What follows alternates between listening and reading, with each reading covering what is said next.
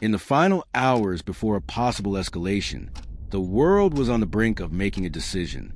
Military forces were in position, strategic targets identified, timelines narrowing.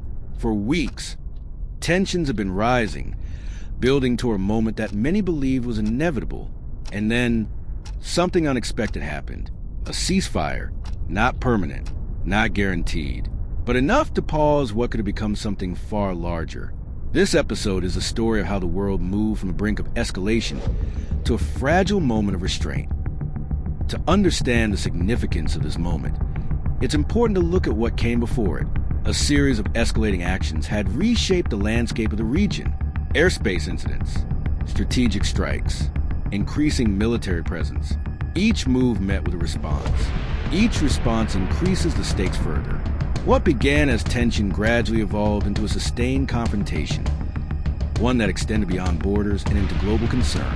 By the time the final days approached, the trajectory seemed clear. Escalation appeared not just possible, but likely.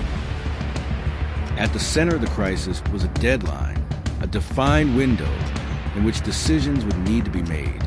Behind that deadline was a possibility of large-scale military action, targeting infrastructure, strategic assets, and critical systems. The message was clear: act now or face consequences. Deadlines in geopolitics are rarely symbolic.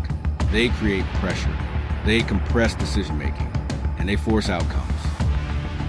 While preparations for conflict continued, another process unfolded in parallel. Diplomatic channels remained open.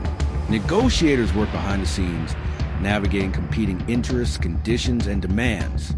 Proposals were exchanged, terms debated. Among the key elements, a temporary halt to major military operations, the reopening of critical trade routes, a framework for further dialogue. But diplomacy under pressure is fragile. Every development on the ground has the potential to disrupt it. Every delay increases uncertainty. At the heart of negotiations was a strategic choke point, a narrow waterway through which a significant portion of the world's energy supply passes. Its stability carries global consequences. Threatened access sends ripples across markets, economies, and supply chains. This is why the discussions extended beyond regional actors. What happens in one location can influence the entire system. As the deadline approached, the situation became increasingly volatile. Reports indicated continued activity on multiple fronts. Signals of readiness, movements of equipment, heightened alert levels. At the same time, diplomatic efforts intensified. Messages moved quickly. Decisions were no longer theoretical. They were immediate.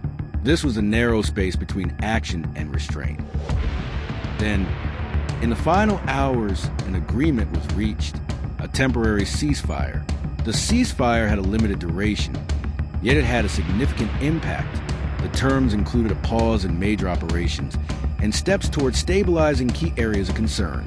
It was not a resolution, but it was enough to alter the trajectory, at least for the moment. The significance of this agreement extends beyond its immediate effect. It demonstrates the role of timing in international decision-making, how quickly situations can escalate, and how narrowly they can be contained.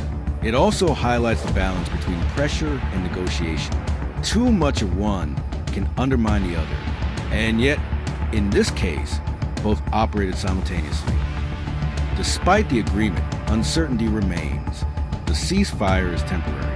Conditions still exist. Underlying tensions have not disappeared. This is not the end of a conflict. It has a pause within it. A moment where escalation has been delayed, not removed. Global affairs often shape outcomes in moments that rarely receive visibility. Conversations held behind closed doors. Decisions made under pressure. This was one of those moments, a point at which the direction could have shifted dramatically. Instead, it paused. For now, because even as the immediate crisis subsides, the larger question remains. What happens next?